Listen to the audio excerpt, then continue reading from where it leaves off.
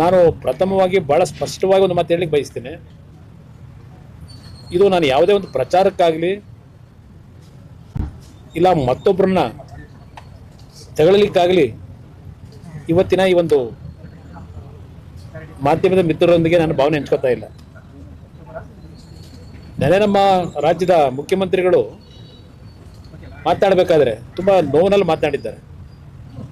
ನಮಗೂ ಸಹ ಹೇಳಿದ್ದಾರೆ, ನೋವು ಪಟ್ಕೊಳ್ಳೋದಾಗಲಿ ಮತ್ತಿನ್ನೇನೋ ಪದಬಳಕೆ ಮಾಡ್ಕೊಂಡು ಹೇಳಿದ್ದಾರೆ, ನೋವು ಪಟ್ಕೋಬೇಡಿ. ರಾಜ್ಯದಲ್ಲಿ ಈ ರೀತಿಯ ಒಂದು ಘಟನೆಗಳು ನಡೀತಾ ಇದ್ದಾಗ ಸ್ವಲ್ಪ ಹೃದಯ ಇರತಕ್ಕಂಥವ್ರಿಗೆ ನೋವು ಆಗೋದು ಸಹಜ. ಹೃದಯ ಇದ್ದವ್ರಿಗೆ, ಕಠಿಣವಾದ ಹೃದಯ ಇದ್ದರೆ ಎಲ್ಲಿಂದ ಅವ್ರಿಗೆ ನೋವಾಗ್ತದೆ? ಇವತ್ತು ಈ HMTಯ ಈ ಒಂದು ಆವರಣದ ವಿಷಯದಲ್ಲಿ ಯಾತಕ್ಕೆ ಈ ಒಂದು ಸಬ್ಜೆಕ್ಟ್ ಪ್ರಾರಂಭ ಆಗಿದೆ?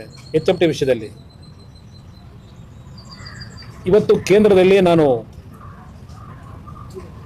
ನರೇಂದ್ರ ಮೋದಿ ಅವರ ಒಂದು ನಾಯಕತ್ವದಲ್ಲಿ ಮಂತ್ರಿ ಆಗ್ತಕ್ಕಂಥ ಒಂದು ಅವಕಾಶ ಕೊಟ್ಟಿದ್ದಾರೆ. ಅದು ನನಗೆ ಕೊಟ್ಟಿರ್ತಕ್ಕಂಥ ಇಲಾಖೆಗಳು ಒಂದು ಹೆವಿ ಇಂಡಸ್ಟ್ರಿ ಮತ್ತು ಇನ್ನೊಂದು ಸ್ಟೀಲ್ನ ಇಲಾಖೆ. ನಾನು ಈ ಜವಾಬ್ದಾರಿಯನ್ನು ಗೌರವಾನ್ವಿತ ಪ್ರಧಾನಮಂತ್ರಿಗಳು ನನಗೆ ಕೊಟ್ಟ ನಂತರ ನಾನು ಪ್ರಮುಖವಾಗಿ ಒಂದು 2-3 ನಿರ್ಧಾರಗಳನ್ನು ಮಾಡಬೇಕು ಅಂತ ಪ್ರಯತ್ನ ಪಟ್ಟು 2 ವರ್ಷದಿಂದ ನಾನು ಪ್ರಯತ್ನ ಪಡ್ತಾ ಇದ್ದೇನೆ. ಯಾಕೆಂದರೆ ಹಿಂದಿನ ಸರ್ಕಾರಗಳಲ್ಲಿ ಹಲವಾರು ಪಬ್ಲಿಕ್ ಸೆಕ್ಟರ್ನಲ್ಲಿದ್ದಂಥ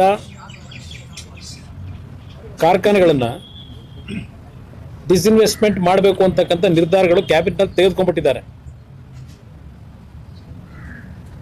ಆ ಹಿನ್ನೆಲೆಯಲ್ಲಿ ನಾವು ಮತ್ತೆ ಈ ಪಬ್ಲಿಕ್ ಸೆಕ್ಟರ್ನ CPSE ಯೂನಿಟ್ಗಳನ್ನು ಪುನರ್ ಪ್ರಾರಂಭ ಮಾಡಿಸ್ತಕ್ಕಂಥದ್ದಕ್ಕೆ ಹಲವಾರು ರೀತಿಯ ಸಮಸ್ಯೆಗಳು ಇದ್ದಾವೆ. ನಾನು ಮಂತ್ರಿ ಆದ ಮೇಲೆ ಈ HMTಯ ಕಾರ್ಖಾನೆ, ಈಗ ನಾವೆಲ್ಲ ಸಣ್ಣ ಮಕ್ಕಳು, ಆಗ ಬಸ್ಗಳು ಓಡಾಡ್ತಾ ಇದ್ದಿದ್ದು ಗಮನಿಸಿದ್ದೇವೆ. ನಾನು ಜಯನಗರದಲ್ಲಿ ಇದ್ದೆ. ನಾನು 1972-73ರಲ್ಲಿ HMT, NGF, ITI, BEL ಈ ಬಸ್ಗಳು ಬೆಳಗ್ಗೆ 4:15 ಗಂಟೆಗೆ ಪ್ರಾರಂಭ ಆದರೆ ಅವತ್ತು ನಮ್ಮ ಬೆಂಗಳೂರು ನಗರದಲ್ಲಿ BMTCಯ ವ್ಯವಸ್ಥೆಗಳಿರಲಿಲ್ಲ. ಒಂದೊಂದು ಕಾರ್ಖಾನೆಯಲ್ಲಿ ಇಡೀ ಬೆಂಗಳೂರು ನಗರದ ಹಲವಾರು ಭಾಗದಲ್ಲಿದ್ದಂಥ ಕಾರ್ಮಿಕರನ್ನ ಪ್ರಯಾಣಕ್ಕೆ 100 ಬಸ್ಗಳು ಒಂದೊಂದು ಕಂಪನಿಯಲ್ಲಿ ಓಡಾಡ್ತಾ ಇದ್ವು. ಆ ದಿನಗಳನ್ನು ಯಾಕೆ ನಾನು ನೆನಪಿಸ್ಕೊಡ್ತಾ ಇದ್ದೇನೆ? ಈ ಕಾರ್ಖಾನೆಗಳು ಇವತ್ತು ನೀವು ನೋಡಿದ್ರಿ, HMTಯ ಸಂಪೂರ್ಣವಾದಂಥ ಒಂದು ಚಿತ್ರಣ ನೀವು ನೋಡಿದ್ರಿ. ಒಂದು ಕಾಲದಲ್ಲಿ ದೇಶದಲ್ಲಿ ಒಂದು ಉತ್ತಮವಾದಂಥ ಕಾರ್ಖಾನೆ ಅಂತಕ್ಕಂಥ ಹೆಸರು ಇಲ್ಲಿ ಏನು ಪ್ರಾರಂಭ ಆಯಿತು, ಇಲ್ಲಿಯ ಕಾರ್ಮಿಕರ ದುಡಿಮೆಯಿಂದ ದೇಶದಲ್ಲಿ 5 ಭಾಗದಲ್ಲಿ ಹೊಸ ಕಾರ್ಖಾನೆಗಳನ್ನು ಇಲ್ಲಿ ಸಂಪಾದನೆ ಮಾಡಿದಂಥ ಬಂಡವಾಳದಲ್ಲಿ ಕಟ್ಟಿದ್ರು. ಒಂದು ಪಿಂಜೋರ ಅಂತೇಳಿ ಹರಿಯಾಣದ ಹತ್ರ, ಇನ್ನೊಂದು ಅಜ್ಮೀರ್ನಲ್ಲಿ, ನಮ್ಮ ಕೇರಳದಲ್ಲಿ ಕಾಲಮಸೂರಿ, ಹೈದರಾಬಾದ್ನಲ್ಲಿ, ಹೀಗೆ 6 ಭಾಗದಲ್ಲಿ ಇಲ್ಲಿ ದುಡಿಮೆ ಮಾಡಿದಂಥ ಹಣದಿಂದ ಕಟ್ಟಿದ್ರು, ಬಂಡವಾಳದಿಂದ. ಒಂದು ಕಾಲದಲ್ಲಿ ತುಂಬ ಅದ್ಭುತವಾಗಿ ನಡೀತಾ ಇತ್ತು. 25,000ಕ್ಕೂ ಹೆಚ್ಚಿನ ಕಾರ್ಮಿಕರಿದ್ದರು ಈ ಒಂದು HMTಯ ಸಂಸ್ಥೆನಲ್ಲಿ. ಈಗ ನೀವು ನಮ್ಮ ವಾಚ್ ಫ್ಯಾಕ್ಟ್ರಿ ಇವತ್ತು ಪರಿಸ್ಥಿತಿ ಏನಾಗಿದೆ ನೋಡಿದ್ರೆ ಏನಾಗಿದೆ. ಇವತ್ತು ಆ ವಾಚ್ ಫ್ಯಾಕ್ಟ್ರಿ ಏನು ಮೈನ್ ವಾಚ್ ಫ್ಯಾಕ್ಟ್ರಿ ಇತ್ತು, ಮುಚ್ಚಿದ್ದಾರೆ. ಇವತ್ತು ಇಲ್ಲಿರ್ತಕ್ಕಂಥ ಕೆಲವು ಸಣ್ಣ ಪುಟ್ಟ ಕಾರ್ಮಿಕರು 100 ಜನ 150 ಜನ ಇದ್ದಾರೆ. ಈಗ ಅವ್ರಿಗೆ ಸಂಬಳ ಕೊಡಲಿಕ್ಕೆ ಆ ಕಾರ್ಖಾನೆ ಒಂದು ಕಡೆ ಮುಚ್ಚಿದ್ದಾರೆ, ಇನ್ನೊಂದು ಕಡೆ ಒಂದು 60-70 ಜನ ಆ ಒಂದು ವಾಚ್ಗಳನ್ನು ಅಸೆಂಬಲ್ ಮಾಡ್ತಕ್ಕಂಥದ್ದಕ್ಕೆ ಈಗಲೂ ಸಹ ಕೆಲಸ ಮಾಡ್ತಾ ಇದ್ದಾರೆ. ಅದನ್ನು ಮೇನ್ ಫ್ಯಾಕ್ಟ್ರಿ ಏನಿತ್ತು, ಕೆಲವು ಫಿಲಮ್ ಶೂಟಿಂಗ್ಗಳಿಗೆ ಅದಕ್ಕೆ ಬಾಡಿಗೆ ಕೊಟ್ಟು ಇಲ್ಲಿ ಸಾಲ ಕೊಡಬೇಕಲ್ಲ, ಅವರ ಸಂಬಳ ಕೊಡಬೇಕಲ್ಲ. ಇವತ್ತು ಕಾರ್ಖಾನೆಗಳೆಲ್ಲ ಮುಚ್ಕೊಂಡಿದ್ದಾರೆ. ಈಗ ಇಲ್ಲಿ ಬರಬೇಕಾದ್ರೆ ಈಗ ನೋಡಿದ್ರಿ, HMTಯ ಮೂಲ ಯಾವೊಂದು ಮೆಷಿನ್ ಟೂಲ್ಸ್ನ ಕಾರ್ಖಾನೆ ಬೀಗ ಹಾಕಿದ್ದಾರೆ. ಅದರಿಂದ ಈ ಒಂದು ಕಾರ್ಖಾನೆಗೆ, ಸಂಸ್ಥೆಗೆ ಒಂದು ಕಾಯಕಲ್ಪ ಹೊಸದಾಗಿ ಕಲ್ಪಿಸಬೇಕು ಅಂತೇಳಿ ನಾನು ತೀರ್ಮಾನ ಮಾಡಿದಾಗ ಇದನ್ನು ಏನಾದರೂ ಮಾಡಿ ದಾರಿ ತಪ್ಪಿಸ್ಬೇಕು ಅಂತಕ್ಕಂಥದ್ದಕ್ಕೆ ಈ ಸರ್ಕಾರದಲ್ಲಿ ನಿರಂತರವಾಗಿ HMT ಮೇಲೆ ಈ ಕಾರ್ಖಾನೆಯ ಏನೊಂದು ಭಾಗ ಇದೆ, ಇದು ಅರಣ್ಯ ಇಲಾಖೆಗೆ ಸೇರಿರ್ತಕ್ಕಂಥದ್ದು. ಅರಣ್ಯ ಒತ್ತುವರಿ ಮಾಡ್ಕೊಂಡಿದ್ದಾರೆ. ಕಾನೂನು ಪ್ರಕಾರ ಅರಣ್ಯ ಇಲಾಖೆಗೆ ಸೇರಬೇಕು ಅಂತ ಹೇಳಿ ಪ್ರತಿನಿತ್ಯ ಒಂದಲ್ಲ ಒಂದು ರೀತಿ ಈ ಭೂಮಿ ಒಡಿಲ್ತಕ್ಕಂಥದ್ದಕ್ಕೆ ಹೊರಟಿದ್ದಾರೆ. ಇಲ್ಲಿ ನಾನು ವೈಯಕ್ತಿಕವಾದಂಥ ಏನು ಇಂಟ್ರೆಸ್ಟ್ ಇಲ್ಲ ಇಲ್ಲಿ ನನಗೆ. ಮೊದಲನೇದಾಗಿ QSL ಸಂಸ್ಥೆ ಯಾವ ಕುದುರೆಮುಖ ಐರನ್ನವರು ದೇಶದ ಡಿವಿಡೆಂಡು 3,800 ಕೋಟಿ ಕಟ್ಟಿದ್ದಾರೆ ಅಲ್ಲಿ QSL. ಯಾವ ಕುದುರೆಮುಖದಲ್ಲಿ ಅವರ ಆಕ್ಟಿವಿಟೀಸ್ ನಿಲ್ಲಿಸಬೇಕಾಯಿತು. 2016ರಲ್ಲಿ ಇದೇ ಸಿದ್ದರಾಮಯ್ಯ ಸರ್ಕಾರ ದೇವದಾರಿ ಐರನ್ ಓರ್ನ ಭಾಗನ ಅಲಾಟ್ ಮಾಡಿದ್ರು. ಇವತ್ತವರೆಗೆ ಆ ಸಂಸ್ಥೆ ಅಲ್ಲಿ ಪ್ರಾರಂಭ ಮಾಡಲಿಕ್ಕೆ ಆಗಲಿಲ್ಲ ಎಕ್ಸ್ಕವೇಷನ್. ನಾನು ಮಂತ್ರಿ ಆಗಿ ಮೊದಲನೇ ಆದೇಶ ಮಾಡಿದ್ದು 1,700 ಕೋಟಿ ವರ್ಕಿಂಗ್ ಕ್ಯಾಪಿಟಲ್ನ ಆ ಕುದುರೆಮುಖ ಸಂಸ್ಥೆ ಕೊಡಲಿಕ್ಕೆ ತೀರ್ಮಾನ ಮಾಡಿದ ತಕ್ಷಣವೇ ಅದ್ರ ಮೇಲೆ ಗದಾ ಪ್ರಹಾರ ಮಾಡಿದ್ರು. ಇವತ್ತಿನವರೆಗೆ ಅದನ್ನು ಮತ್ತೆ ನನ್ನ ಮೇಲೆ ಕೆತ್ತಕ್ಕೆ ಆಗಿಲ್ಲ. ಏನೇನೋ ಸಾಹಸ ಮಾಡಿ ನಮ್ಮ ಇನ್ನೊಂದು ಪಬ್ಲಿಕ್ ಸೆಕ್ಟರ್ ಏನಿದೆ NMDC ಅದಕ್ಕೆ ಟೈ ಅಪ್ ಮಾಡಿ ಸ್ವಲ್ಪ ಅಲ್ಲಿಂದ ಮೆಟೀರಿಯಲ್ ಕೊಟ್ಟು ಆ ಪೆಲೆಟ್ನ ಪ್ರೊಡಕ್ಷನ್ ಮಾಡ್ತಕ್ಕಂಥದ್ದಕ್ಕೆ ಒಂದು ಟೆಂಪ್ರರಿ ಅರೇಂಜ್ಮೆಂಟ್ ಮಾಡಿಸಿದ್ದೇವೆ. ಅದೊಂದು ಭಾಗ. ಈಗ ಅದು ಸಹ ಡಿಸ್ಇನ್ವೆಸ್ಟ್ಮೆಂಟ್ ಆಗಿದೆ. ಅದು ಮಾರಾಟ ಮಾಡಬೇಕು ಅಂತಾರೆ. ಅಲ್ಲಿ ಸುಮಾರು 1,000 ಜನ ಕಾರ್ಮಿಕರಿದ್ದಾರೆ. ಅಲ್ಲಿ ಅವ್ರ ಭವಿಷ್ಯ ಏನಾಗಬೇಕು? ಇನ್ನು ಇಲ್ಲಿಗೆ ಬಂದರೆ HMT ನಾನು ತೀರ್ಮಾನ ಮಾಡಿದಾಗ ನನಗೆ ಬೆಂಬಲ ಕೊಡಬೇಕು, ಈ ರೀತಿ ಮಾಡಬೇಕು. ಇವತ್ತು ಇದು ಕಾನೂನುಬದ್ಧವಾಗಿ ಮಹಾರಾಜರ ಕಾಲದಲ್ಲಿ ಕೆಲವು ಗಿಫ್ಟ್ ಮುಖಾಂತರ ಕೊಟ್ಟಿದ್ದಾರೆ, ಕೆಲವು ಖರೀದಿ ಮಾಡಿದ್ದಾರೆ, ಎಲ್ಲ ಡಾಕ್ಯುಮೆಂಟ್ ಇದೆ. ಇವತ್ತು ಕೋರ್ಟ್ನಲ್ಲಿ ಸುಪ್ರೀಂ ಕೋರ್ಟ್ ಮುಂದೆ ರಾಜ್ಯ ಸರ್ಕಾರ ಇವತ್ತೇನು ಅರ್ಜಿ ಹಾಕೊಂಡಿದ್ದಾರೆ. ನಾನು ಕೋರ್ಟ್ನ ಪರಿಮಿತಿಯಲ್ಲಿ ಇರ್ತಕ್ಕಂಥ ಹಿನ್ನೆಲೆಯಲ್ಲಿ ಕಾನೂನಿನ ವಿಷಯಗಳ ಬಗ್ಗೆ ಚರ್ಚೆ ಮಾಡಲ್ಲ, ಅದರ ಅವಶ್ಯಕತೆ ಇಲ್ಲ ನನಗೆ. ಜನತೆಗೆ ಒಂದು ಮಾಹಿತಿ ಕೊಡೋ ದೃಷ್ಟಿಯಿಂದ ಇವತ್ತು ನಿಮ್ಮನ್ನೆಲ್ಲ ಕರೆಸಿರ್ತಕ್ಕಂಥದ್ದು. ಇವತ್ತು HMT ಅಷ್ಟು ಅದ್ಭುತವಾಗಿ ನಡೀತಾ ಇದ್ದಂಥದ್ದು ಹಂತ ಹಂತವಾಗಿ ಇವತ್ತಿನ ಪರಿಸ್ಥಿತಿಯಲ್ಲಿ ಏನು ಗ್ಲೋಬಲೈಸೇಷನ್ ಇದೆಲ್ಲ ಬಂತಲ್ಲ, ಹಲವಾರು ರೀತಿ ರಿಫಾರ್ಮ್ಸ್ಗಳು, ಎಕನಾಮಿಕ್ ರಿಫಾರ್ಮ್ಸ್ ಬಂದ ನಂತರ ಆ ಎಕನಾಮಿಕ್ ರಿಫಾರ್ಮ್ಸ್ಗಳು ತಂದ ಮೇಲೆ ನಮ್ಮ PSC ಯೂನಿಟ್ಗಳನ್ನು ಎಕನಾಮಿಕ್ ರಿಫಾರ್ಮ್ಸ್ನ ಹಿನ್ನೆಲೆಯಲ್ಲಿ ಯಾವ ರೀತಿ ಇದನ್ನು ಉಳಿಸಬೇಕು ಅಂತಕ್ಕಂಥದ್ದು, ಇದಕ್ಕೆ ಸೆಕ್ಯೂರಿಟಿ ಯಾಕೆ ಕೊಡಬೇಕಾಗುತ್ತೆ, ನಾವು ಅದರ ಕಡೆ ಗಮನ ಕೊಡಲಿಲ್ಲ. ಪ್ರತಿಯೊಂದಕ್ಕೂ ಪ್ರೈವೇಟ್ ಸೆಕ್ಟರ್ ಮೇಲೆ ಡಿಪೆಂಡ್ ಆಗ್ತಾ ಹೋದ್ವು. ಒಂದು ಕಾಲದಲ್ಲಿ ಹಣ ಇಲ್ಲದೆ ಇರತಕ್ಕಂಥ ಸನ್ನಿವೇಶದಲ್ಲಿ ಈ PSUಗಳು ಸಾವಿರಾರು ಕುಟುಂಬಗಳನ್ನು ಬದುಕಿಸಿರ್ತಕ್ಕಂಥ ಸಂಸ್ಥೆಗಳಿವೆ. ಇದೆಲ್ಲ ಕಂಡು ನಾವು ಇದನ್ನು ಹಾಳು ಮಾಡಬಾರ್ದು ಅನ್ನೋ ಒಂದೇ ಉದ್ದೇಶದಿಂದ ಏನು ಕೈ ಹಾಕಿದ್ದೇವೆ. ಇಲ್ಲಿ ಯಾವೊಂದು ಕೆಲವು ಜಾಗಗಳನ್ನು ಈಗ ಈ ಮಂತ್ರಿ ಹೇಳ್ತಾ ಇದ್ದಾರೆ, ಮಾಜಿ ಅರಣ್ಯ ಇಲಾಖೆ ಸಚಿವರು, ಈಗ ಪಂಚಾಯತ್ ರಾಜ್ ಮಂತ್ರಿಗಳಿದ್ದಾರೆ. 170 ಎಕರೆ ಲ್ಯಾಂಡ್ನ HMT ಅವರು ಮಾರಾಟ ಮಾಡಿಬಿಟ್ಟಿದ್ದಾರೆ, ಇದೆಲ್ಲ ಹೇಳಿದ್ದಾರೆ, ಆಪಾದನೆ ಮಾಡಿದ್ದಾರೆ. ಆಮೇಲೆ ಇದು ಈಗಲೂ ಫಿಸಿಕಲಿ ಯಾವೊಂದು ಅರಣ್ಯ ಇಲಾಖೆಗೆ ಸೇರಿದಂಥ ರೀತಿಯ ಒಂದು ಸ್ಟ್ರಕ್ಚರ್ ಇದೆ. ಈ ಅರಣ್ಯ ರೀತಿಯ ಒಂದು ಸ್ಟ್ರಕ್ಚರ್ನ ನಿಮ್ಮ ಅರಣ್ಯ ಇಲಾಖೆಯವರು ಮಾಡಿದ್ದಾರೆ, ಇದನ್ನು ಉಳಿಸಿದ್ದಾರಾ? ಯಾವ HMT ಕಾರ್ಖಾನೆಗೆ 1958-60ರಲ್ಲಿ ಕೆಲವು ತೀರ್ಮಾನಗಳಾಯಿತು. ಇಲ್ಲಿ ಎಲ್ಲ ರೀತಿಯ ಪರ್ಮಿಷನ್ಗಳನ್ನು ಈ ಕಾರ್ಖಾನೆ ಪ್ರಾರಂಭ ಆದಾಗ ಕೊಟ್ಟಿರ್ತಕ್ಕಂಥ ಒಂದು ಏರಿಯಾ ನ್ಯಾಯಬದ್ಧವಾಗಿ ಕೊಟ್ಟಿದ್ದಾರೆ. ಇದರಲ್ಲಿ ಯಾವುದೇ ರೀತಿಯ ಅಕ್ರಮಗಳಿಲ್ಲ. ಇದು ಇರ್ತಕ್ಕಂಥದ್ದು. ಇಲ್ಲಿ ಈಗ ಇತ್ತೀಚೆಗೆ ಕೆಲವು ತಕರಾರೇನು ತೆಗೆದಿದ್ದಾರೆ ಈ ಸರ್ಕಾರದಲ್ಲಿ. ಪಾಪ ಅರಣ್ಯ ಇಲಾಖೆ ಮಂತ್ರಿಗಳು, ಇಂದಿನ ಮಾಜಿ ಮಂತ್ರಿಗಳು ಹೇಳಿದ್ದಾರೆ 15,000 ಎಕರೆ ಉಳಿಸಿದ್ದೇನೆ. ಕೋಲಾರದಲ್ಲಿ ಏನಾಗಿದೆ ನೋಡ್ತಾ ಇದ್ದೀನಿ, ನೀವು ಬೇರೆ ಕಡೆ ಉಳಿಸಿರೋದು ನೋಡೋಣ. ಕೋಲಾರದಲ್ಲಿ ಯಾವ ರೀತಿ ಉಳಿಸ್ಕೊಟ್ಟಿದ್ದೀರಿ ಅದು ಗೊತ್ತಿದೆ ನನಗೆ. ಇಲ್ಲಿ ಪ್ರಶ್ನೆ, ಈಗ 175 ಎಕರೆ ಹೇಳ್ತಾರಲ್ಲ, 175 ಎಕರೆ ಖಾಸಗಿಯವರಿಗೆ ಮಾರಾಟ ಮಾಡಿರ್ತಕ್ಕಂಥ ವಿಷಯದಲ್ಲಿ ಚರ್ಚೆ ಮಾಡಿದ್ರು. ಯಾರಿಂದ ಇದೆಲ್ಲ ಆಗಿರೋದು? ನಾನು ಮಾಡಿದ್ದೇನೆ. ಇವತ್ತು ಈ ಒಂದು ಕಾರ್ಖಾನೆಯ ಕೆಲವು ಭಾಗಗಳನ್ನು ಕರ್ನಾಟಕ ರಾಜ್ಯ ಸರ್ಕಾರದ ನೇತೃತ್ವದಲ್ಲೇ ಈಗೇನು ಹೇಳ್ತಾ ಇದ್ದಾರಲ್ಲ, ಬಿಡದಿ ಟೌನ್ಶಿಪ್ ಮಾಡ್ತೀವಿ ಅಂತ ಹೇಳಿ, ಬಿಡದಿ ಟೌನ್ಶಿಪ್ಪನ್ನು ನಾನು ಮಾಡ್ತಾ ಇರೋದು ಕುಮಾರಸ್ವಾಮಿ ಅವರ ಕನಸಿನ ಕೂಸೋದು. ನನಗೇನು ಇಂಟ್ರೆಸ್ಟ್ ಇಲ್ಲ. ಕನಸಿನ ಕೂಸನ್ನು ಇವತ್ತು ನಾನು ಬೆಂಗಳೂರು ನಗರ, ಬೆಂಗಳೂರು ದಕ್ಷಿಣ ಭಾಗವನ್ನು ವಿಶ್ವಕ್ಕೆ ಮಾದರಿಯಾಗಿ ನಾನು ಮಾಡ್ತೀನಿ. ನೆನೆ ಹೇಳಿದ್ದಾರೆ ವಿಶ್ವಕ್ಕೆ ಮಾದರಿ ಮಾಡ್ತೀನಿ ಅಂತ. ನೀವು ಈ ರಾಜ್ಯದಲ್ಲಿ SM ಕೃಷ್ಣ ಅವರ ಸರ್ಕಾರದಲ್ಲಿ UD ಮಿನಿಸ್ಟರ್ ಆಗಿ, ಅರ್ಬನ್ ಡೆವಲಪ್ಮೆಂಟ್ ಮಿನಿಸ್ಟರ್ ಆಗಿ ವಿಶ್ವ ದರ್ಜೆಗೆ ಬೆಂಗಳೂರು ನಗರ ತೆಗೆದುಕೊಂಡು ಹೋಗಿರೋದು ಇಲ್ಲೇ ನೋಡ್ಬೋದು. ಈ HMT ಆವರಣದಲ್ಲಿ ವಿಶ್ವ ದರ್ಜೆಗೆ ಯಾವ ರೀತಿ ತೆಗೆದುಕೊಂಡು ಹೋಗಿದ್ದೀರಿ. ಯಾವುದೋ ವೆಲ್ಲಿಂಗ್ಟನ್ನು, ಪ್ರಿಸ್ಟೀಜು, ಬ್ರಿಗೇಡು ಅಲ್ಲ, ಹಲವಾರು ಇದಾವೆ ಇಲ್ಲಿ. ನೀವು ನೋಡಿದ್ರಿ ಬಿಲ್ಡಿಂಗ್ಗಳು. ನಮ್ಮ HMT ಸಾವಿರಾರು ಜನಕ್ಕೆ ಅನ್ನ ಕೊಟ್ಟಂಥ ಸಂಸ್ಥೆ. ಒಂದು ಕಡೆ ಬಿಲ್ಡಿಂಗ್ಗಳಲ್ಲಿ ಇರ್ತಕ್ಕಂಥ ಕಿಟಕಿಗಳು ಪಟಿಕೆಗಳು ಎಲ್ಲ ಕಿತ್ಕೊಂಡು ಒಂದು ಕಡೆ ಅನಾಥವಾಗಿ ನನ್ನ ನೋಡ್ರಪ್ಪ ಅಂತ ಅಲ್ಲಿ ಆ ಬಿಲ್ಡಿಂಗ್ಗಳು ಅಳ್ತಾವೆ.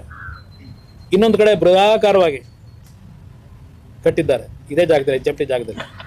ಯಾವ ಕಾಲದಲ್ಲಿ ಇವೆಲ್ಲ ನಡೀತು ಈಶ್ವರ ಖಂಡ್ರೆ ಅವರೇ? ನೀವು ಹೇಳ್ತಕ್ಕಂಥ ರೀತಿಯಲ್ಲಿ ಇವೆಲ್ಲ ಅರಣ್ಯ ಇಲಾಖೆಗೆ ಸೇರಿದ್ರೆ ಆ ಬಿಲ್ಡಿಂಗ್ಗಳನ್ನೆಲ್ಲ ಏನು ಮಾಡ್ತೀರಿ? ಈಗ ಪರ್ಮಿಷನ್ ಕೊಟ್ಟಾರೆ ಯಾರು ಆ ಬಿಲ್ಡಿಂಗ್ ಕಟ್ಟಲಿಕ್ಕೆ? ಆ ಜಾಗ ಕೊಡಬೇಕಾದ್ರೆ ಯಾರ್ಯಾರ ಪಾಲಿದೆ? ವಿಶ್ವದರ್ಜೆ ಮಾಡ್ತಕ್ಕಂಥ ಮಹಾನ್ ನಾಯಕರು ಅವ್ರ ಪಾಲಿಷ್ಟಿದೆ. ನೀವು ರಾಜ್ಯ ಕಟ್ಟೋರು, ನಾವು ರಾಜ್ಯ ಹಾಳು ಮಾಡೋರು.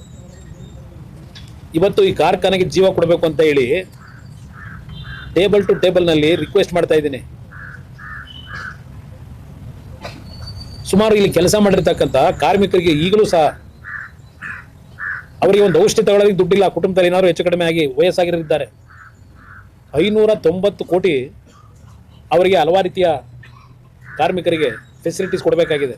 ಪೆನ್ಷನ್ನು, ಮಗದೊಂದು ಅದು ಏನೇನಿದೆ ಗ್ರ್ಯಾಚ್ಯುಟಿ, 590 ಕೋಟಿ ಅವರಿಗೆ ಕೊಡಬೇಕು ದುಡ್ಡನ್ನ. ನಾನು ಮಂತ್ರಿ ಆದಮೇಲೆ ಪಾಪ ಅವರಲ್ಲಿ ಏನೋ ಒಂದು ನಂಬಿಕೆ, ಒಂದು ಅಂತಿಮವಾಗಿ ನಮ್ಮ ಜೀವನಕ್ಕೆ ಬದುಕನ್ನು ಕೊಡ್ತಾರೆ ಅಂತಕ್ಕಂಥ ಒಂದು ನಂಬಿಕೆ ಮೇಲಿದ್ದಾರೆ ಅವರು, ಆ ಕಾರ್ಮಿಕರು. ನಾನು ಎಲ್ಲ ಭಾಗದಲ್ಲೂ, ದೇಶದ 6 ಕಡೆ ಏನಿದೆ ಅಲ್ಲ ಎಲ್ಲ ಭಾಗದಲ್ಲೂ ಪ್ರವಾಸ ಮಾಡಿದ್ದೀನಿ.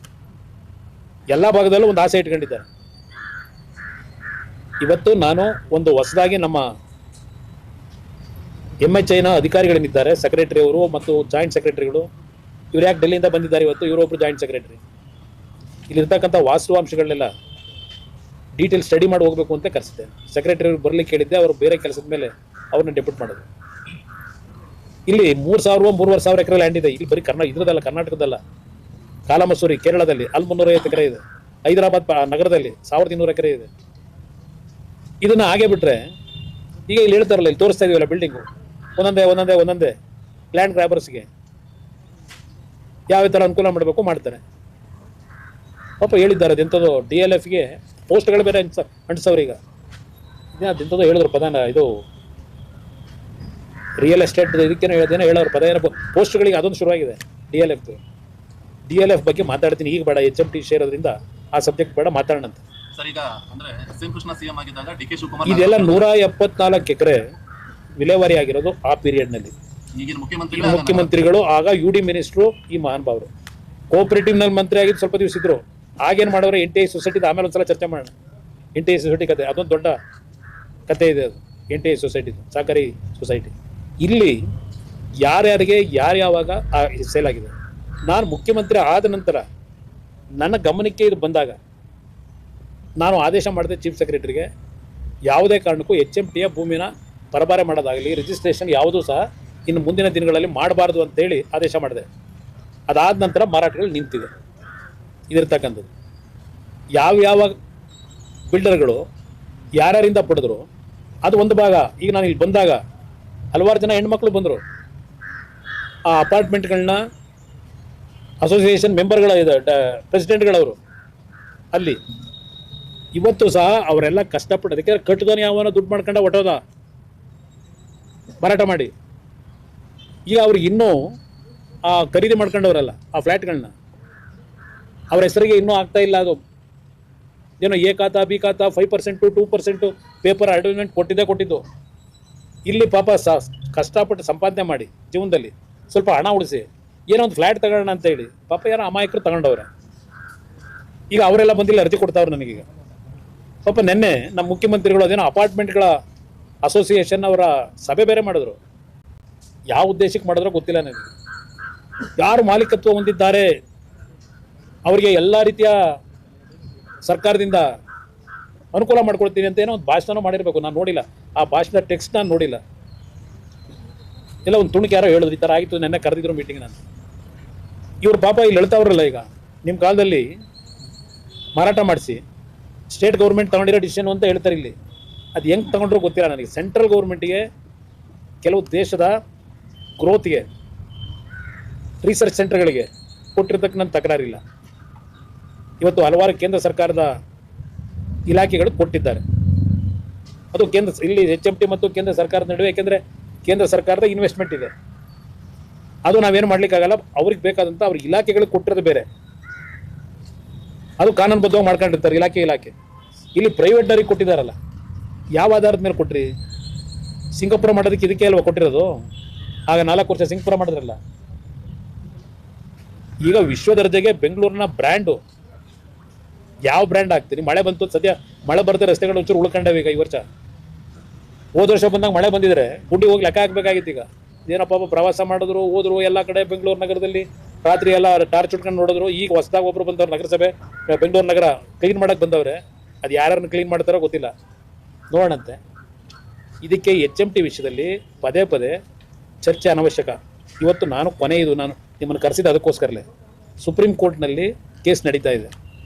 ಸುಪ್ರೀಂ ಕೋರ್ಟ್ ಮುಂದೆ ನಮ್ಮ HMTಯ ವಕೀಲರುಗಳೇನಿದ್ದಾರೆ ಕಾನೂನಿನ ಅಡಿನಲ್ಲಿ ಇದನ್ನು ಉಳಿಸ್ತಕ್ಕಂಥದ್ದಕ್ಕೆ ಏನು ಮಾಡಬೇಕು ಅದಕ್ಕೆ ಅವ್ರು ಜವಾಬ್ದಾರಿ ತಗೋತಾರೆ.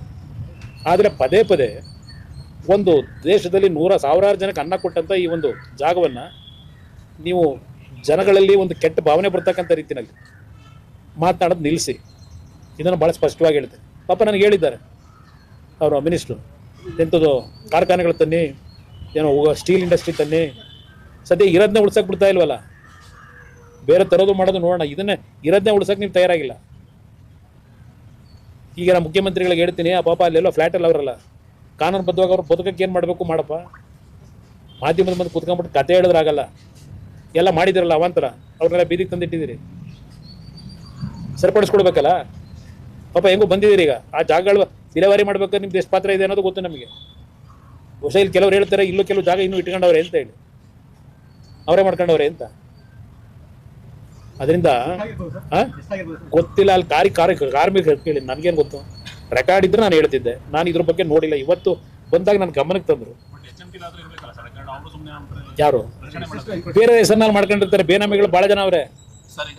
ಬೇನಾಮಿಗಳನ್ನೇ ಭಾಳ ಜನ ನಿಂತ್ಕೊಂಡವ್ರೆ.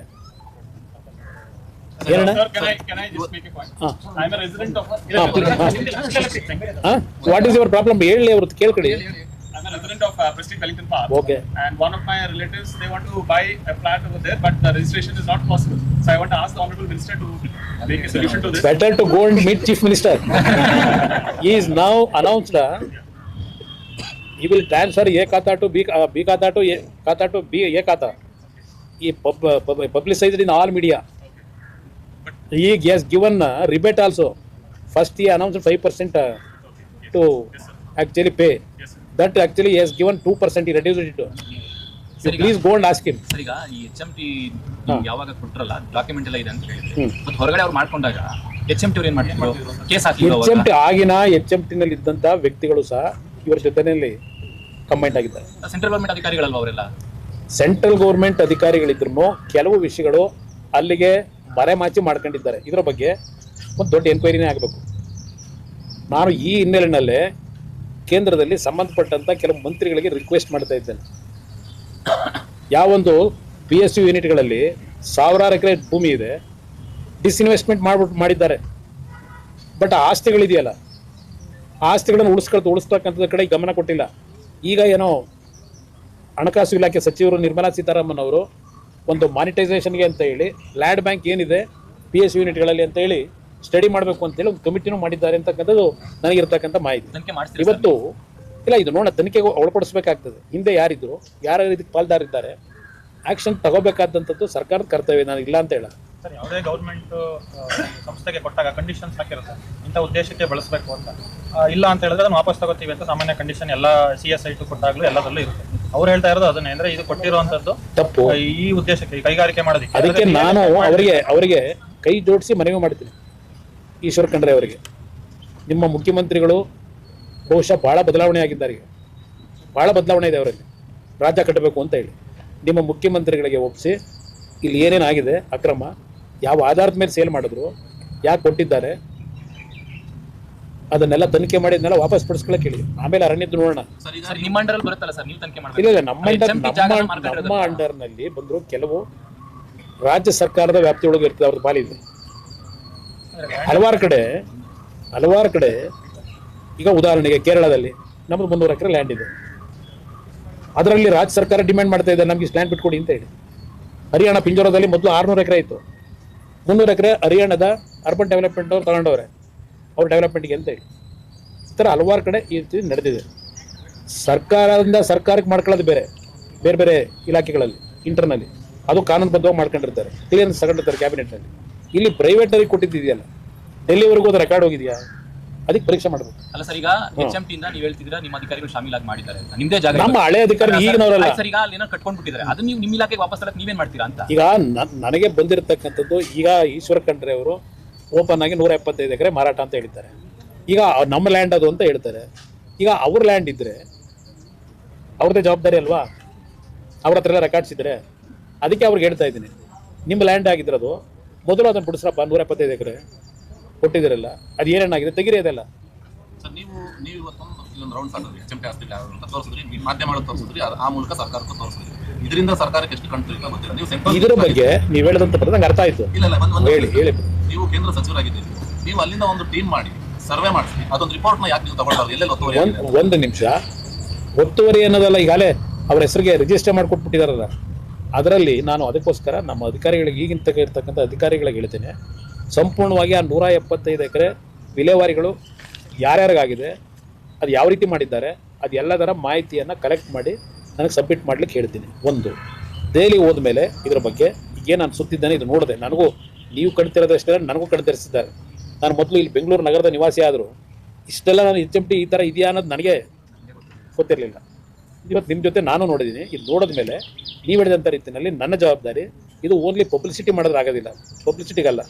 ಇವತ್ತು ಏನೇನಾಗಿದೆ ಹಿಂದಿನ ಸರ್ಕಾರಗಳಲ್ಲಿ ಯಾವ ರೀತಿ ಇದನ್ನು ವಿಲೇವಾರಿ ಮಾಡಿದ್ರು ಅದರ ಎಲ್ಲ ಪೇಪರ್ಗಳನ್ನ ತೆಗೆಸ್ಲಿಕ್ಕೆ ಪ್ರಯತ್ನ ಪಡ್ತೀವಿ. ನಮ್ಮ ಅಧಿಕಾರಿಗಳಿಗೆ ಸೂಚನೆ ಕೊಡ್ತೀನಿ, ಇದನ್ನು ತೆಗೆದುಕೊಂಡು ನಮ್ಮ ಇಲಾಖೆಯಲ್ಲಿ ಫಸ್ಟು ಇದ್ರ ಬಗ್ಗೆ ಏನು ತೀರ್ಮಾನಗಳು ಮಾಡಬೇಕಾಗಿದೆ ನಾವು ಕ್ಯಾಬಿನೆಟಿಗೆ ತೆಗೆದುಕೊಂಡು ಹೋಗೋದಕ್ಕೆ ಕೇಂದ್ರ ಸರ್ಕಾರದಲ್ಲಿ, ಅದಕ್ಕೆ ಏನೇನೋ ನಾನು ಸಿದ್ಧತೆ ಮಾಡಬೇಕು, ಆ ಡಾಕ್ಯುಮೆಂಟ್ನ ಏನು ಕಲೆಕ್ಟ್ ಮಾಡಬೇಕು ಅದೆಲ್ಲವನ್ನು ಮಾಡ್ತಕ್ಕಂಥದ್ದಕ್ಕೆ ನಿರ್ಧಾರ ಮಾಡಿದ್ದೀನಿ. ಇನ್ನೊಂದು ಹೇಳ್ತೀನಿ, ಇವತ್ತು ಕಾರ್ಪೊರೇಷನ್ಗೆ ನಿರಂತರವಾಗಿ ಟ್ಯಾಕ್ಸ್ ಕಟ್ಕೊಂಡು ಬಂದಿದ್ದಾರೆ ಎಂಟೈರ್ ಏರಿಯಾ.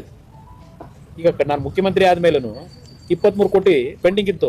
ಕಾರ್ಪೊರೇಷನ್ಗೆ ನೋಟಿಸ್ ಕೊಟ್ಟಿದ್ರು, 23 ಕೋಟಿ ದುಡ್ಡು ಕಟ್ಟಿಸ್ದೆ ನೋಟಿಸ್ ಕೊಟ್ಟು ಇಲ್ಲಿ ಹಲವಾರು ರೀತಿ ಪ್ರಾಬ್ಲಮ್ ಕ್ರಿಯೇಟ್ ಮಾಡೋಕ್ಕೂ ಹೊರಟಿದ್ರು. ನಿರಂತರವಾಗಿ ಟ್ಯಾಕ್ಸ್ ಕಟ್ಕೊಂಡು ಬಂದಿದ್ದಾರೆ. ಈ ಕಾರ್ಖಾನೆ ಇದು ಏನು ಕಟ್ಟಬೇಕು ನಮ್ಮ ಬೆಂಗಳೂರು ಕಾರ್ಪೊರೇಷನ್ಗೆ, ಅದು ಎಲ್ಲ ನಿರಂತರವಾಗಿ ಡಾಕ್ಯುಮೆಂಟು ಇಟ್ಕೊಂಡಿದ್ದಾರೆ, ಟ್ಯಾಕ್ಸ್ ಕಟ್ಟಿದ್ರು. ಈಗ ಇವ್ರು ನಮ್ಮ ಅರಣ್ಯ ಇಲಾಖೆ ಭೂಮಿ ಅಂದರೆ ಅರ್ಥ ಇದೆ. ಅದರಿಂದ ಅವರು ಮೊದಲು ಅವ್ರ ಮುಖ್ಯಮಂತ್ರಿಗಳಿಗೆ ಹೇಳಿ ಇದು ಯಾವ ರೀತಿ ಇಲ್ಲಿಗಲ್ ವೇನಲ್ಲಾಗಿದೆ, ಯಾವ ರೀತಿ ಒಂದು ಇಲಾಖೆಯಿಂದ ಇನ್ನೊಂದು ಇಲಾಖೆಗೆ, ಈಗ ಡಿಫೆನ್ಸ್ಗೋ, ಇಸ್ರೋಗೋ, ಇಲ್ಲ ನಿಮ್ಮ ಗೇಲ್ ಅಥಾರಿಟಿ ಆಫ್ ಇಂಡಿಯಾಗೋ ಯಾವ್ದು ಕೊಟ್ಕೊಂಡಿದ್ದಾರೆ ಅವೆಲ್ಲ ಒಂದು ಭಾಗ. ಅದು ಸರ್ಕಾರದಲ್ಲಿ, ಕೇಂದ್ರ ಸರ್ಕಾರದಲ್ಲಿ ತೀರ್ಮಾನ ಆಗಿರ್ತವೆ. ಇದೆಲ್ಲ ಹೇಗಾಯಿತು, ಇವೆಲ್ಲ ಪ್ರೈವೇಟ್ ಇದು ಕೊಟ್ಟಿರೋದು. ಅದು ಡಾಕ್ಯುಮೆಂಟ್ ತೆಗೆಸಿ ಪ್ರಾಮಾಣಿಕವಾಗಿ ನಾನು ಈ ವಿಷಯದಲ್ಲಿ ಲೀಗಲಿ ಏನು ತೀರ್ಮಾನಕ್ಕೆ ಬರಬೇಕು ಮಾಡ್ತೀನಿ.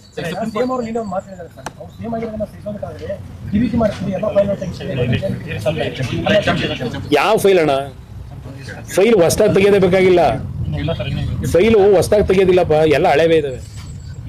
ಅದೇ ಹೊಸ್ದಾಗಿ ತೆಗಿಬೇಕಾಗಿಲ್ಲ. HMT ವಾಚರ್ಸ್ ಅನ್ನೋದು ಕಂಪನಿ ಅದು ಕ್ಲೋಸ್ ಆಗಿದೆ ಅನ್ನೋದು ಅವರು ಹೇಳಿದ್ರು, ಕ್ಲೋಸ್ ಆಗಿದೆ. ಈಗ ರಿವೈವ್ ಮಾಡ್ತೀನಿ ಅಂತ ಹೇಳ್ತಾ ಇದ್ದಾರೆ.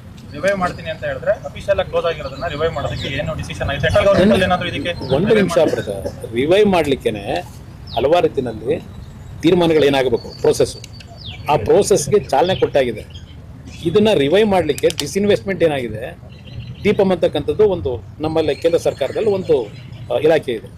ಡಿಸ್ಇನ್ವೆಸ್ಟ್ಮೆಂಟ್ ಮಾಡ್ತಕ್ಕಂಥದ್ದು ಆ ಇಲಾಖೆಯಲ್ಲಿ ತೀರ್ಮಾನ ಮಾಡಿರ್ತಾರೆ, ಕ್ಯಾಬಿನೆಟ್ನಲ್ಲೂ ಅಪ್ರೂವ್ ಆಗಿರುತ್ತೆ. ಆ ಹಿನ್ನೆಲೆಯಲ್ಲಿ ಇದನ್ನು ಮತ್ತೆ ರಿವರ್ಸ್ ಮಾಡಬೇಕಲ್ಲ, ಅದಕ್ಕೆ ಕೆಲವು ಕಾನೂನಿನ ತೊಡಕುಗಳಿದೆ. ಆ ಹಿನ್ನೆಲೆ ಒಳಗೆ ನಾವು ಯಾವ ರೀತಿ ಇವತ್ತು ಇದಕ್ಕೆ ಒಂದು ಅಮೌಂಟ್ ಇಷ್ಟು ಬೇಕಿದೆ ರಿವೈವಲ್ಗೆ ಅಂತಕ್ಕಂಥದ್ದು ಒಂದು ಡೀಟೇಲ್ ಪ್ರಾಜೆಕ್ಟ್ ರಿಪೋರ್ಟ್ ರೆಡಿ ಇದೆ. ಅದಿಲ್ಲ, ಅದು ಬೇಡ, ಹೇಳೋದಿಲ್ಲ. ಅದು ಎಷ್ಟು ಅನ್ನೋದನ್ನ ಕ್ಲಿಯರ್ ಆದಮೇಲೆ ಹೇಳ್ತೀನಿ. ಈಗ ಅದು ಹೇಳೋದು ತಪ್ಪಾಗ್ಬೋದು, ಪ್ರಿಮೇಚೂರು. ಇದಕ್ಕೆ ಈಗಾಗಲೇ ಸರಿ 1 ವರ್ಷದಿಂದ ಎಲ್ಲ ರೀತಿಯಲ್ಲಿ ಇದಕ್ಕೆ ನಾವು ಈ ಸಂಸ್ಥೆನ ಉಳಿಸ್ಲಿಕ್ಕೆ, ಪುನಶ್ಚೇತನಗೊಳಿಸ್ಲಿಕ್ಕೆ, ಬರೀ ಬೆಂಗಳೂರದಷ್ಟೇ ಅಲ್ಲ, ಕೇರಳದಿರ್ಬೋದು, ಹೈದರಾಬಾದ್ ಇರ್ಬೋದು, ಇದನ್ನೆಲ್ಲ ಉಳಿಸ್ಲಿಕ್ಕೆ ಏನು ಮಾಡಬೇಕು ಅನ್ನೋದು ಪೂರ್ಣ ಒಂದು ಮಾಹಿತಿಯನ್ನು ನಾವು ಚರ್ಚೆ ಮಾಡಿ ಆರ್ಥಿಕ ಸಚಿವರಿಗೂ ಕೊಟ್ಟಿದ್ದೇವೆ. ಕೆಲವು ಅಲ್ಲಿಂದ ತೀರ್ಮಾನಗಳಾಗಬೇಕು. ಆ ತೀರ್ಮಾನ ಮಾಡಿಸ್ಲಿಕ್ಕೆ ನಾನು ಇಷ್ಟೆಲ್ಲ ಪ್ರಯತ್ನ ಪಟ್ಟೆ. ಮತ್ತೆ ಭೂಮಿ ಮುಂದೆ ಆರ್ಡರ್ ಬಂದಿತ್ತು ಸರ್ 4ನೇ ತಾರೀಕು. ಏನು ಅರಣ್ಯ ಭೂಮಿ ವಿಚಾರ ಹೈಕೋರ್ಟ್ದಲ್ಲ, ಹೈಕೋರ್ಟ್ದಲ್ಲ, ಕೋರ್ಟ್ಗೆ ಸಬ್ಮಿಟ್ ಮಾಡಿದ್ದಾರೆ. 48 ಜನ ಹೆಸರಲ್ಲಿ ಆ ಭೂಮಿ ಸೇಲ್ ಆಗಿದೆ. ಅದೇ ರೀತಿಯಲ್ಲಿ ಕೂಡ ಯಾವ ರೀತಿಯಾಗಿ ಕ್ರಯ ಆಯಿತು, ಯಾರಿಂದ ಯಾರಿಗೆ ಬಂತು ಭೂಮಿ ಅಂತ ಒಟ್ಟು 178 ಎಕರೆ. ಅದೇ ದಾಖಲೆಗಳನ್ನ ತೆಗೆದುಕೊಂಡು ನಿಮ್ಮದೇ ಭೂಮಿ ಆಗಿದೆ, ಅದಕ್ಕೆ ಸಪರೇಟ್ ಒಂದು ಕಮಿಟಿ ರಚನೆ ಮಾಡಿ ಒಂದು ಬೌಂಡ್ರಿ ಫಿಕ್ಸ್ ಮಾಡ್ಬಿಡ್ತಾರೆ. ಈಗ ನಾನು ಹೇಳ್ತಿರೋದಲ್ಲ ಪ್ರಧಾನ, ಈಗ ಸರ್ಕಾರ ಅವ್ರು ಹೇಳೋ ಪ್ರಕಾರ ಅವ್ರದ್ದಾದ್ರೆ ಅವ್ರಿಗೆ ಏನು ಮಾಡಬೇಕು ಅಂತ ಅವ್ರು ತೀರ್ಮಾನ ಮಾಡಬೇಕು. ಇಲ್ಲಿ ಇಲ್ಲಿಗಲ್ಲಾಗಿ ಹಿಂದೆ ಮಾಡಿರ್ತಕ್ಕಂಥ ಒಂದು ಪ್ರಕರಣ ಇದ್ದರೆ ನಾವೀಗೇನು ತನಿಖೆ ಮಾಡಿ ಅಲ್ಲಿ ಯಾವ ಥರ ರಿಜಿಸ್ಟ್ರೇಷನ್ ಆಗಿದೆ, ಯಾವ ಆಧಾರದ ಮೇಲೆ ಮಾಡಿದ್ರು, ಕೇಂದ್ರ ಸರ್ಕಾರ ಒಪ್ಪಿಗೆ ಕೊಟ್ಟಿದ್ದಾರೋ ಇಲ್ವೋ ಇದೆಲ್ಲ ನೋಡಿ ಆಮೇಲೆ ಅದ್ರ ಬಗ್ಗೆ ಏನು ತೀರ್ಮಾನ ನಮ್ಮ ಇಲಾಖೆಯಲ್ಲಿ ಮಾಡಬೇಕು ಮಾಡಿ. ಅಲ್ಲ ಸರ್, ಇದು ನಿಮ್ಮ ಹೆಸರಲ್ಲಿ ಇದೆ ಅಂತ ನೀವು ಹೇಳಿದ್ರೆ ನನ್ನ ಹೆಸರಲ್ಲಿಲ್ಲ HMT ಜಾಗನೇ ಅದು ಅಂತ ಹೇಳ್ತಾ ಇದ್ರಲ್ವಾ ಸರ್ ನೀವು? ಅದನ್ನ ಮಾರಿರೋದು ಅಂತ ಅದನ್ನ ಮಾರಿರೋದನ್ನ ನೀವು ಅದನ್ನ ವಶಪಡಿಸ್ಕೊಳ್ಬೋದಲ್ಲ ಅಂತ ನಾನು ಹೇಳಿದ್ವಿ. ಒಂದು ನಿಮಿಷ ಬರದ ಇಲ್ಲಿ ವಶಪಡಿಸ್ಕೋಬೇಕು ಅಂದ್ರೆ ಸಡನ್ ಆಗಿ ಹೋಗ್ಬಿಟ್ಟು ನಾವೀಗ ನಮ್ಮ ಜಾಗ ಕೊಡಿ ಅಂತ ಹೇಳಕ್ಕಾಗತ್ತಾ? ಈಗ ಅವತ್ತಿನ ಕಾಲದಲ್ಲಿ HMT ಅವ್ರ ಪಾತ್ರ ಏನಿದೆ ಆ ಭೂಮಿಗೆ ಮಾರಾಟ ಮಾಡೋದಕ್ಕೆ, ಅದು ಯಾವ ರೀತಿ ಕೊಟ್ಟರು, ಲೀಗಲ್ಲ ಕೊಟ್ಟಿದ್ದಾರೋ ಇಲೀಗಲ್ಲ ಕೊಟ್ಟಿದ್ದಾರೋ ಅದೆಲ್ಲ ಈಗ ಪರೀಕ್ಷೆ ಮಾಡ್ಬೇಕಲ್ಲ. ಈಗ ನೋಡಿ ಈಗೆಲ್ಲ ಡಾಕ್ಯುಮೆಂಟ್ರಿ ಕೊಟ್ರಿ. ಇನ್ನೊಂದು ಇಲ್ಲಿ HMT ಅವರೇ ಸೇಲ್ ಮಾಡಿರ್ತಕ್ಕಂಥ ಸೇಲ್ ಡೇಟ್ ಇದು ಡಾಲರ್ಸ್ ಕನ್ಸ್ಟ್ರಕ್ಷನ್ ಇದು ಮಾಡಿರ್ತಕ್ಕಂಥ ಇದು ಡಾಲರ್ಸ್ ಕನ್ಸ್ಟ್ರಕ್ಷನ್ 11 ಎಕರೆ ಇರ್ಲಿ ಒಂದು ಹಿಂಗೆ ಇದಾವೆ. ನಾನು ಇದೆಲ್ಲ ಸಂಪೂರ್ಣ ಹಳೆ ರೆಕಾರ್ಡ್ಗಳು ಏನಿದೆ ತೆಗಿಲಿಕ್ಕೆ ನಮ್ಮ ಅಧಿಕಾರಿಗಳಿಗೆ ಹೇಳ್ತೀನಿ. ಇದನ್ನೆಲ್ಲ ನನಗೆ ಸಬ್ಮಿಟ್ ಮಾಡಿದ್ಮೇಲೆ ನಮ್ಮ ಇಲಾಖೆನಲ್ಲಿ ಅಲ್ಲಿ ನಮ್ಮ ಹೈಯರ್ ಆಫೀಸರ್ಸ್ ಇದಾರಲ್ಲ ಕೂತು ಇದನ್ನು ಯಾವ ರೀತಿ ಇದಕ್ಕೆ ಒಂದು ಸೊಲ್ಯೂಷನ್ ಕಂಡುಹಿಡಿಬೇಕು. ಸೊಲ್ಯೂಷನ್ ಅಂದರೆ ಲೀಗಲ್ ಮಾಡ್ಕೊಡಕ್ಕಲ್ಲ. ಇಲ್ಲಿಗಲ್ ಇದ್ರೆ ಏನು ಆ್ಯಕ್ಷನ್ ತಗೋಬೇಕು, ರೆಕಮೆಂಡೇಶನ್ ಏನು ಮಾಡಬೇಕು ಪ್ರಧಾನಮಂತ್ರಿಗಳು, ಅದನ್ನು ಪ್ರಾಮಾಣಿಕ ಮತ್ತೆ 2018ರಲ್ಲಿ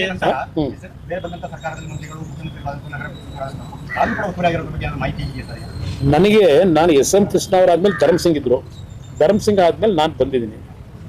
ಬಹುಶಃ 2006 2007ರಲ್ಲಿ ನಾನು ಮಾಹಿತಿ ಕೇಳಿದ್ದೀನಿ ನನ್ನ ಪೀರಿಯಡ್ನಲ್ಲಿ. ಯಾಕೆಂದರೆ ನಾನು 2006 2007ರಲ್ಲಿ ಮುಖ್ಯಮಂತ್ರಿ ಆದಾಗ ಆ ವರ್ಷದಲ್ಲಿ ಈ ಸಬ್ಜೆಕ್ಟ್ ನನ್ನ ಗಮನಕ್ಕೆ ಬಂತು, ಈ ಥರ ಎಲ್ಲ ಆಗಿದೆ ಅಂತ ಹೇಳಿ. ಆಗ ನಾನು ಸೂಚನೆ ಕೊಟ್ಟೆ ನಮ್ಮ ಚೀಫ್ ಸೆಕ್ರೆಟರಿಗೆ, ಯಾವುದೇ ಕಾರಣಕ್ಕೂ HMTಗೆ ಸಂಬಂಧಪಟ್ಟಂಥ ಭೂಮಿನ ಇನ್ನು ಮುಂದಿನ ದಿನಗಳಲ್ಲಿ ಯಾವುದೇ ಕಾರಣಕ್ಕೂ ರಿಜಿಸ್ಟರ್ ಮಾಡ್ತಕ್ಕಂಥದ್ದಕ್ಕೆ ನೋಟಿಸ್ ಕೊಟ್ಟುಬಿಡಿ, ಯಾರು ಮಾಡಬಾರದು ಅಂತ ಹೇಳಿ ನಾನು ಸೂಚನೆ ಕೊಟ್ಟು ಅಲ್ಲಿಂದ ನಿಂತಿದೆ.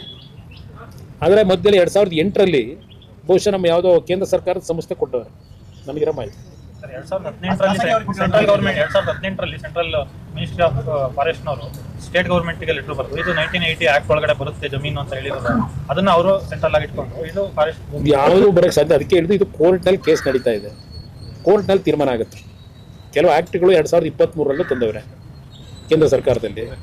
ಆ ಆ್ಯಕ್ಟ್ ಪ್ರಕಾರ ಅದು ಬರೋಲ್ಲ ಅಂತಲೂ ಹೇಳ್ತಾರೆ.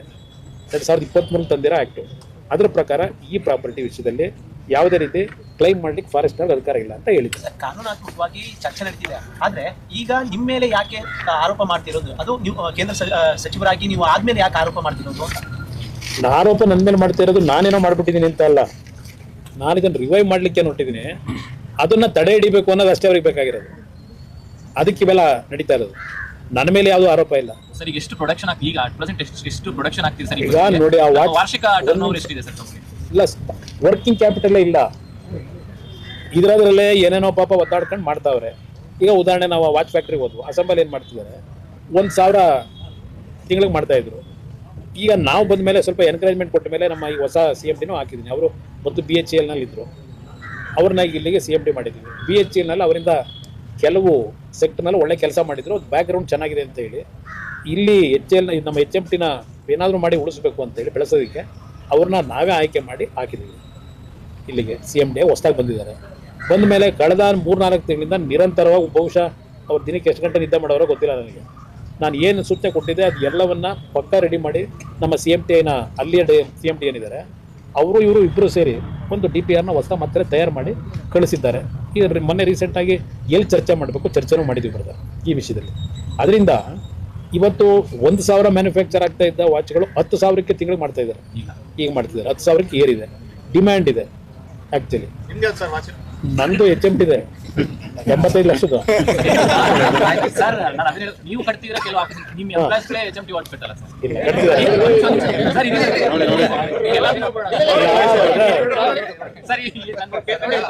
ಒಂದು 5-6 ಜನ ನಾನು ಕೇಳಿದೆ, ಅವ್ರು ಕಟ್ಟಿರ್ಲಿಲ್ಲ, ಅದಕ್ಕೆ ಕೇಳ್ತಾ ಇದ್ದೀನಿ. ಇಲ್ಲ, ನಿಮ್ಗೆ ಹೇಳ್ಬೇಕು ಅನ್ನೋದಾದ್ರೆ ಒಂದು ಗಂಡು ಬೇರೆ ಈಗ ಗಂಡು ಬೇರೆಂಡ ಅಂತಕ್ಕಂಥ ಒಂದು ಹೊಸ ಹೆಸರಿನಲ್ಲಿ ಮಾಡಿದ್ರು. ಮಾರ್ಕ್ ನಮಗೆ ಡಿಮ್ಯಾಂಡ್ನ ನಾವು ಪ್ರೆಷರ್ನ ಇದು ಮಾಡೋಕ್ಕಾಗಲಿಲ್ಲ, ನಾವು ರೀಚ್ ಮಾಡಲಿಕ್ಕೆ. ಆ ಥರ ಇದೆ. ಇದು ಒಂದು ದಲಿತ ಸಮಾಜದ ಸಂಘಟನೆಯವರು HMTಯಿಂದ ಆರ್ಡರ್ ಕೊಟ್ಟು ಮಾಡಿಸಿದ್ರು ಈ ವಾಚನ್ನು. ಅವರು ದಲಿತ ಸಮಾಜದವ್ರು ನನಗೆ ಕಟ್ಟಿದ್ದಾರೆ. ಇದು ಕಟ್ಕೋಬೇಕು. ಮೊದಲು HMT ಇನ್ನೊಂದು ವಾಚ್ ಕಟ್ಟಿದ್ದೆ, ಅದನ್ನು ತೆಗೆದು ಇದನ್ನು ಕಟ್ಟಿದ್ರು. ಇದರ ರೇಟು 1,230 ರೂಪಾಯಿ. 75 ಲಕ್ಷ 75 ಲಕ್ಷ ಅಂತ ಹೇಳಿದ್ರು. ಸರ್ ಒಂದು 2-3 ಜನ ನಿಮ್ಮ ಇವತ್ತಿನ ಇದ್ರ ಬಗ್ಗೆ ಮಾತಾಡಿದ್ರು ಸರ್. ನೀವು ಇವತ್ತಾದ್ರೂ HMT ಭೇಟಿಗೆ ಹೊರಟಿದ್ದಾರೆ ಕುಮಾರಸ್ವಾಮಿ, ಬಹಳ ಸಂತೋಷ, ನೋಡ್ಕೊಂಡು ಬಂದು ನಮ್ಗೆ ಹೇಳಿ ಅಂತ ಈಶ್ವರ್ ಖಂಡ್ರೆ ಹೇಳಿದ್ರು. ಚಲುವರಾಯಸ್ವಾಮಿ ಅವರು ನೀವು ಬಿಜೆಪಿ ಸತ್ಯದಲ್ಲಿ 20 ಸೀಟ್ ಗೆದ್ದು ತೋರಿಸೋದಲ್ಲ, ಹೊರಗಡೆ ಬಂದು 120 ಸೀಟ್ ಗೆದ್ದು ತೋರಿಸಲಿ ಸವಾಲಾಗ್ತೀನಿ ವಿಧಾನಸೌಧದಲ್ಲಿ. ನಾವು ಏಕಾಂಗಿಯಾಗಿ ಬ್ರದರ್ ಕಳೆದ 20 ವರ್ಷದಿಂದ ಏನು ನನ್ನ ಬಗ್ಗೆ ಟೀಕೆ ಮಾಡ್ತಾರೆ, ಇವರ ನನ್ನ ವಿರುದ್ಧ ಏನು ವಿಷ ಕಾರ್ತಾರೋ ಏನು ಕಾರ್ತಾರೋ ಗೊತ್ತಿಲ್ಲ, ಇಲ್ಲ ಪಾಪ 120 ಸೀಟ್ ಗೆಲ್ಲು ಅಂತ ಹೇಳವ್ರೆ. ನೋಡೋಣ, ಅದನ್ನು ಮುಂದೊಂದು ದಿನ ಇನ್ನೂ ಸಾಯಲ್ಲ ಅಷ್ಟರೂಪಾಗಿ ಬದುಕಿರ್ತೀನಿ. ಬಹುಶಃ ಕರ್ನಾಟಕ ನಾಡಿನ ಜನತೆ ಅವರೇನು ನನಗೆ ಚಾಲೆಂಜ್ ಮಾಡಿದ್ದಾರೆ, ಆ 120 ಸೀಟ್ ಗೆದ್ದು ತೋರಿಸಿ ಅಂತ ಹೇಳಿ ತೋರಿಸ್ತಕ್ಕಂಥ ದಿನವೂ ಬರುತ್ತೆ, ನನಗೆ ಆ ವಿಶ್ವಾಸ ಇದೆ. ಇಲ್ಲಿ ಏಕಾಂಗಿಯಾಗಿ ಕಳೆದ 20 ವರ್ಷ ಅವರು ಇದ್ರು ಭಾಳ ದಿವಸ, ಪಾಪ ಈಗೆಲ್ಲ ಮಾತಾಡ್ತಾರೆ, ಅದೆಲ್ಲ ಹಳೆದೆಲ್ಲ ಮರ್ತು ಬಿಡ್ತಾರೆ. ಈ ಒಂದು ಪ್ರಾದೇಶಿಕ ಪಕ್ಷ ಕಟ್ಟೋದು ಎಷ್ಟು ಕಷ್ಟ ಅನ್ನೋದಕ್ಕೆ ಇನ್ನೂ ಉಳಿದಿದ್ದೀನಲ್ಲ, 18 ಸೀಟಾದರೂ ಗೆದ್ದಿದ್ದೀವಲ್ಲ, 18 ಸೀಟು 19 ಸೀಟು ಗೆದ್ದಿದ್ವಲ್ಲ ಇದರಲ್ಲಿ. ಇವತ್ತು ಮಮತಾ ಬ್ಯಾನರ್ಜಿ ಅಂತವರು 3 ಟರ್ಮು ಮುಖ್ಯಮಂತ್ರಿ, ನವೀನ್ ಪಟ್ನಾಯಕ್ 5 ಟರ್ಮ್ ಮುಖ್ಯಮಂತ್ರಿ, ಅವ್ರ ಸ್ಟ್ರಗಲ್ ನೋಡ್ತಾ ಇದ್ದೀನಿ. ಈ ಕಾಂಗ್ರೆಸ್ನೇ ತಗೊಳ್ಳಿ, ಪಾಪ ಅವ್ರಿಗೆ ಹೇಳ್ತೀನಿ, ಅದು ಯಾರೋ ನನ್ನ ಸ್ನೇಹಿತ ಹೇಳ್ದ ಅಂದ್ರಲ್ಲ, ಕಾಂಗ್ರೆಸ್ ಪರಿಸ್ಥಿತಿ 30 ವರ್ಷದ ಇತಿಹಾಸ ಇರೋ ಪಕ್ಷ. ಎಲ್ಲೆಲ್ಲಿ ಯಾವ್ಯಾವ ರಾಜ್ಯದಲ್ಲಿ ಎಷ್ಟಿದ್ರು, ತಮಿಳ್ನಾಡಿನಲ್ಲಿ 5 ಸೀಟ್ ಗೆದ್ದು DMK ಅವರು ಟೋಪಿ ಹಾಕಿ ಈಗ ಅಲ್ಲೆಲ್ಲ ಹೋಗಿ ಸೇರ್ಕೊಂಡವ್ರೆ. ಪಂಜಾಬ್ ಪರಿಸ್ಥಿತಿ ಏನಾಗಿದೆ, ವೆಸ್ಟ್ ಬೆಂಗಾಲಲ್ಲಿ ಎಷ್ಟು ಸೀಟ್ ಗೆದ್ರು, ಬಿಹಾರದಲ್ಲಿ ಎಷ್ಟು ಸೀಟ್ ಗೆದ್ರು, ಎಲ್ಲಿಗೆ ಬಂದಿತ್ತವ್ರೀಗ? ನಾನಾದರೂ 20 ಸೀಟ್ ಗೆದ್ದಿದ್ದೀನಿ, ಒಂದು ಸಣ್ಣ ಪಕ್ಷ. ನೀವು ಹೇಳ್ರಪ್ಪ ರಾಷ್ಟ್ರೀಯ ಪಕ್ಷ, ನಿಮ್ಮ ಪರಿಸ್ಥಿತಿ ಏನಿದೆ? ಅದರಿಂದ 120 ಸೀಟ್ ಗೆಲ್ಲ ದಿನವೂ ಬರುತ್ತೆ. ಎಷ್ಟು ದಿವಸ ಸಹಿಸ್ತಾರೆ ರಾಜ್ಯದ ಜನ? ಬದಲಾವಣೆ ಆಗುತ್ತೆ, ಆ ಟೈಮ್ ಬಂದಾಗ ಮಾತಾಡಿ. ಸಿಎಂ ಅವರು ನಿಮ್ಮ ಮೇಲೆ ಗಂಭೀರ ಆರೋಪ ಮಾಡಿದ್ದಾರೆ ಸರ್. ಏನ್ ಬ್ರದರ್? ಅವರು ಮಕ್ಕಳಿಗ ಸಮುದಾಯದಿಂದ ಒಬ್ಬರು ಸಿಎಂ ಆಗಿದ್ದಾರೆ, ಅವ್ರಿಗೆ ಸಹಿಸಿಕೊಳ್ಳಕ್ ಆಗ್ತಾ ಇಲ್ಲ. ನೋಡಿ, HMT ಬಿಟ್ಟು ರಾಜಕೀಯ ಕೊಟ್ಟೋದ್ರಿ ಈಗ. ಅದಕ್ಕೆಲ್ಲ ಉತ್ತರ ಕೊಡೋಣ ಬ್ರದರ್. ಖಂಡ್ರೆ ಅವರು ನಿಮಗೆ ಅಭಿನಂದನೆ ಸಲ್ಲಿಸೋದು. ಏನಕ್ಕೆ? ಅಲ್ಲ, ಅವರು ನನ್ನ ಕಣ್ ತರಿಸಿರೋದಕ್ಕೆ ನಾನು ಅವ್ರಿಗೆ ಅಭಿನಂದನೆ ಸಲ್ಲಿಸ್ತೇನೆ. ಇಬ್ಬರಿಗೊಂದು ಅಭಿನಂದನೆ. DK ಶಿವಕುಮಾರ್ ಅವರು ಭೂಮಿ ಹೊಂದಿದ್ದಾರೆ ಅಂತ ಹೇಳಿದ್ರಿ, ಸಂಬಂಧಪಟ್ಟಂಗೆ ಏನ್ ದಾಖಲೆ ಇದೆ ಸರ್? ಕೊಡೋಣ, ಎಲ್ಲ ಬನ್ನಿ, ಸ್ವಲ್ಪ ದಿವಸ ಟೈಮ್ ಇದೆ. ಎಲ್ಲ 174 ಎಕರೆಯಲ್ಲಿ DK ಶಿವಕುಮಾರ್ ಆಸ್ತಿ ಇದೆ ಅಂತ ಹೇಳಿ ಆರೋಪನ ಸರ್. ಅಂದಲ್ಲ, ಇಲ್ಲಿ ಯಾರೋ ಮಾತಾಡ್ತಾರೆ. ಇಲ್ಲಿ ಕಾರ್ಮಿಕರಿದಾರಲ್ಲ, ಕಾರ್ಮಿಕರು ಹೇಳೋದು ಅಂದಲ್ಲ.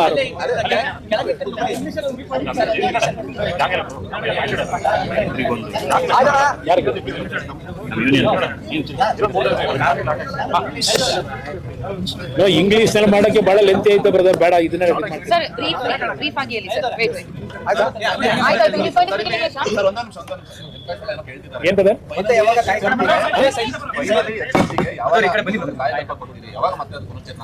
ಬ್ರದರ್, ನಾನೇ ಅದು ಸಂಪೂರ್ಣವಾಗಿ ತೀರ್ಮಾನ ತಗೊಳ್ಳೋ ಶಕ್ತಿ ಇದ್ದಿದ್ರೆ ಇಷ್ಟೊತ್ತು ಓಪನ್ ಆಗಿ 1 ವರ್ಷ ಆಗಿರೋದು. ನನ್ನ ಕೈಲಿಲ್ಲ ಆ ಶಕ್ತಿ. ಅವ್ರಿಗೆ ಒಂದು ಭರವಸೆ ಕೊಡ್ಬೋದಲ್ಲ ಇಷ್ಟು? ಭರವಸೆ ಕೊಟ್ಟಿದ್ದೀನಿ, ಅದ್ರ ಮೇಲೆ ಅವ್ರು ಇನ್ನೂ ಕುಮಾರಣ್ಣಿಂದ ಏನೋ ಆಗುತ್ತೆ ಅಂತ ಕಾಯ್ತಾವ್ರೆ. ನನ್ನ ಭರವಸೆ ಮೇಲೆ ಸ್ವಲ್ಪ ಎಲ್ಲಾರನ್ನೂ ಒಂಚೂರು ನಿದ್ದೆ ಮಾಡ್ತಾವ್ರೆ. ಈಗ ಇಲ್ಲದೆ ಹೋಗಿದ್ರೆ ಅವ್ರ ಪರಿಸ್ಥಿತಿಗಳು ಹಿಂದೆ ಏನು ಅನುಭವಿಸೋರು ಗೊತ್ತಿದೆ ನನಗೆ. ಈಶ್ವರ್ ಖಂಡ್ರೆ ನಿದ್ರೆ ಮಾಡ್ತಿಲ್ಲ ಸರ್. ಅವ್ರಿಗೆ ಬರುತ್ತೆ ಗೊತ್ತಿಲ್ಲ, ನೋಡೋಣ. ಓಕೆನಾ?